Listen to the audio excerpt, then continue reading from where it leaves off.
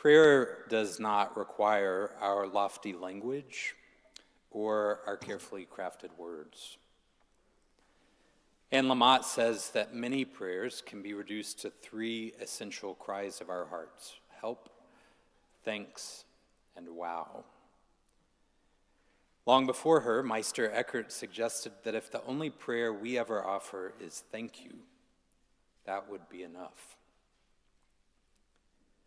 Certain prayers become our companions, words that we return to because they speak to something deep within us. For me, no prayer has been more foundational, perhaps even life-saving, than this one. God, grant me the serenity to accept the things I cannot change, the courage to change the things I can, and the wisdom to know the difference. Part of its wisdom, I think, lies in the recognition that acceptance and change are not opposites, but that acceptance is often where genuine change can begin. There's a famous saying in 12-step circles: acceptance is the answer to all my problems today. I don't hear that as an insinuation that everything is fine, but rather that our suffering intensifies when we insist that reality should be different than it is. Acceptance is not denial that everything can be fixed, nor is it fatalism that nothing can be changed. Acceptance is the willingness to stand in the truth, to stop arguing with what is, to trust that God can do more with our honesty than with our pretending. Acceptance involves finding the footing to say, this is who I am, this is what is true, this is the reality I face. Acceptance is not the end of the story, but the beginning of it. When we stop arguing with and resisting reality, one of the things that happens is that we free up our energy for something more important, deciding how we will live within it. Acceptance doesn't mean approving of our circumstances.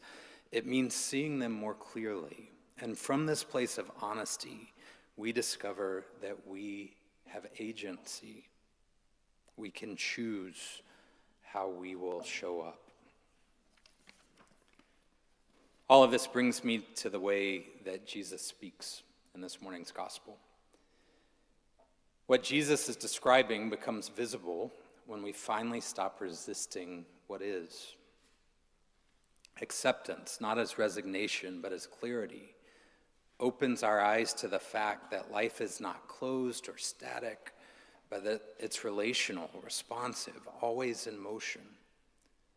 If this is true, then acceptance is not just a way of enduring reality. It's part of what allows us to see reality rightly, to live within it without distortion. Our gospel this week picks up right where last week's leaves off.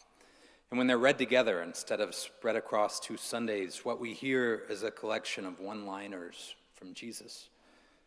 Many of these sayings also appear in Mark and Luke. In those books, they're scattered across different moments. Here in Matthew, they're all collected together, almost like a greatest hits collection. That being said, this section isn't meant to unfold as a linear argument. One statement doesn't necessarily lead to the next. But what happens instead is that a pattern begins to emerge. Whoever welcomes you welcomes me, Jesus says. Whoever welcomes me welcomes the one who sent me. Whoever gives even a cup of cold water to one of these little ones will not lose their reward. Jesus is describing a kind of flow, a circuit of welcome and being welcomed, of giving and being given to. Acceptance is part of what helps enter that flow. When we stop fighting reality, we become available to participate in reality. And when we participate in it, we discover that what we extend outward shapes what we receive back. What we offer becomes part of the world that we inhabit. This is not our New Testament reading today, but Paul says this very simply in Galatians. We reap what we sow.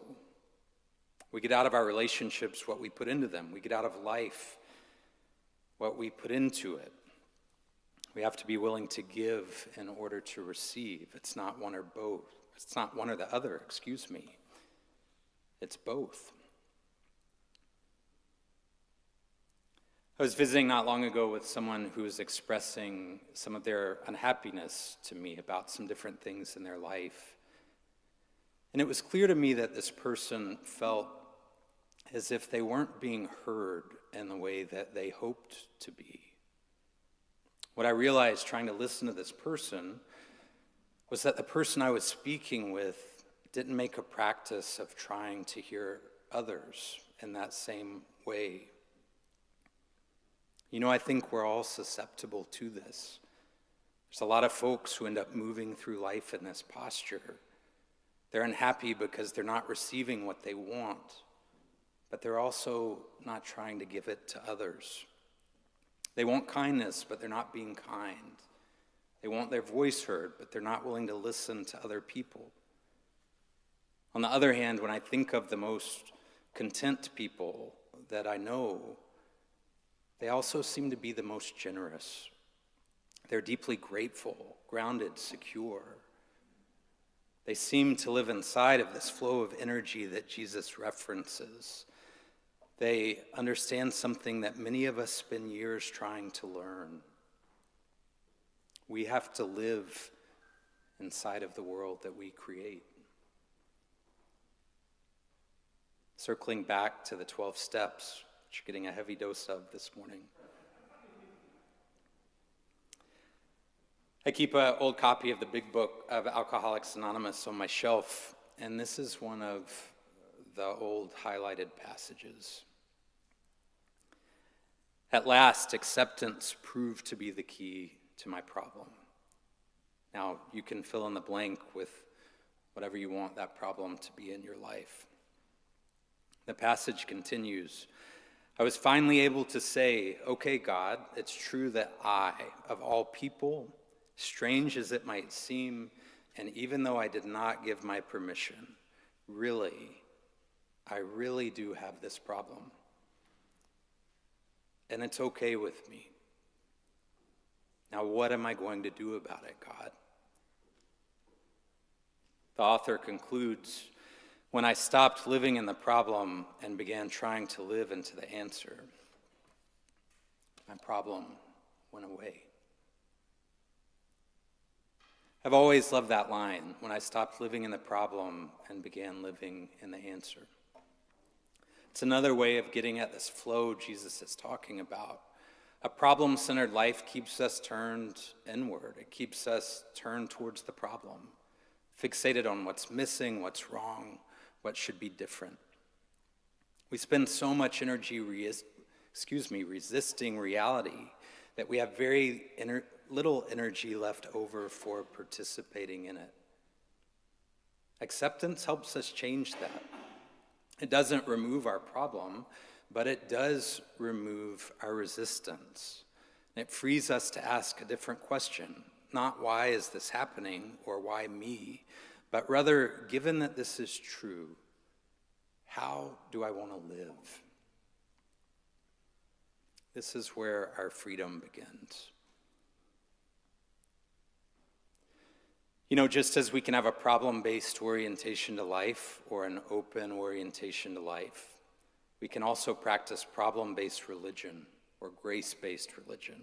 One keeps us preoccupied with what's wrong, with our failure, shortcomings, fears. The other opens us to God's ongoing movement in our lives. One resists reality, the other receives it. One blocks the flow, the other wants to participate in it. This is what Paul's getting at this morning in Romans. The Christian life is not about being defined by our failures or consumed by our problems. It's about becoming available to grace. Acceptance is a key that helps open that door to grace. When we stop arguing with reality, we discover that the flow Jesus describes, welcoming and being welcomed, giving and being given to, loving and being loved in return, it's been there all along. It's why acceptance is the answer. Not because it makes our problems disappear, but because it frees us to stop living inside of our problems and instead begin living inside of God's grace.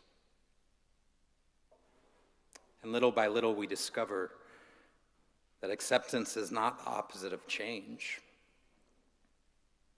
But more often than not, it's where our ability to change can begin.